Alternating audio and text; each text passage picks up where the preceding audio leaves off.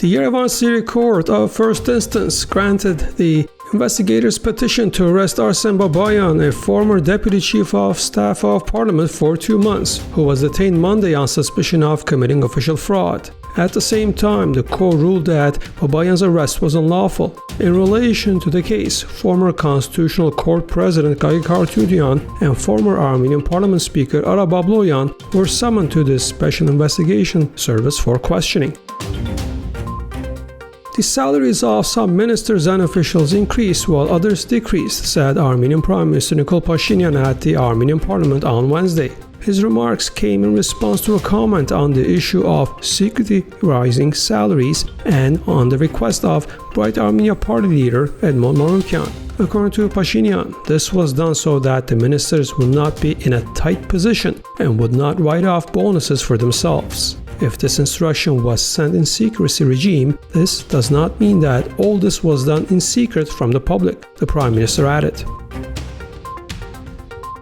The World Bank published the new Doing Business annual ranking in which Armenia takes 47th place among 190 countries, but this is 6 positions worse than last year. Prime Minister Nikol Pashinyan asked the Ministry of Economy to clarify the situation. This year, the World Bank also takes into account the number of private listed companies in the securities market that sell shares. That is, the stock market establishment has become a basis for evaluation. That's why we have dropped from 51st to 120th. With this indicator, as a result, our relative position has turned from 41st to 47th, he said.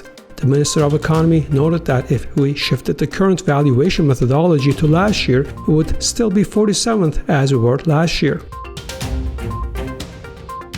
The Armenian genocide issue was raised during the U.S. House Foreign Affairs Committee's hearing on the situation over Turkey's invasion of Syria. James Jeffrey, Special Representative for Syria Engagement, answered the questions of the committee members. Speaking about Turkey's poor human rights record, Congressman Albios Sires said there's a history of Turkey doing cleansing, especially of the Armenians. I was struck by the animosity. It reminded me of the hatred they had for the Armenians that led to the Armenian genocide, Congressman Chris Smith told colleagues. Congressman Brad Sherman grilled the U.S. Deputy Assistant Secretary Matthew Palmer, official on the Armenian genocide, who were told don't recognize the Armenian genocide because Turkey is a great ally of the United States. Don't put that at risk. How's that working out for us? Sherman asked.